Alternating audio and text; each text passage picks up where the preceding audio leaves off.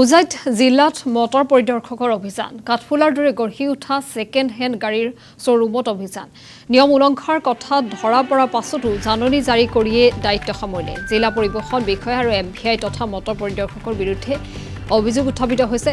দবকা state bank বাইপাছৰ পৰা Diphu road বাইপাছলৈকে ৰখা হয় ছেকেণ্ড হেণ্ড গাড়ীসমূহ এই গাড়ীসমূহ পুনৰ বিক্ৰী কৰিবলৈ চৰকাৰৰ পৰা টিচি বা অনুজ্ঞাপত্ৰ লোৱাটো বাধ্যতামূলক কিন্তু এই গাড়ী বিক্ৰেতাসকলৰ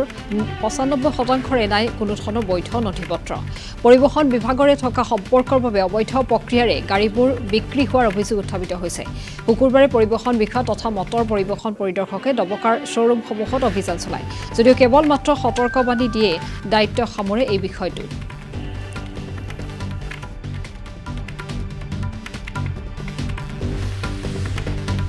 ইয়াত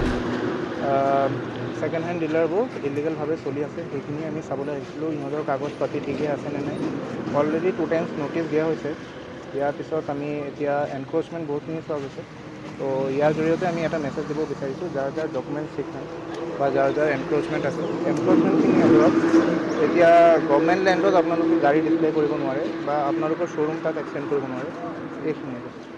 পাইছে নেকি কিবা বিখন নটিছ ছাৰ এইটো ইনভেষ্টিগেশ্যন মেটাৰ বৰ্তমান আমি এইটো ডিছকাছ কৰিব নোৱাৰোঁ কেইখন শ্বৰুম পাইছে ছাৰ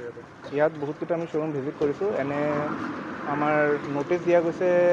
26খন শ্বৰুমত ছাৰ অভিযোগ কি কি আছে সেইখিনি আমি ডিছকাছ কৰিব নোৱাৰোঁ মানে শ্বৰুমখিনি অভিযোগ নাই মাটিত আছে নাই চৰকাৰী মাটিত নাই সিহঁতি এনক্ৰ'চ কৰিছে অলপ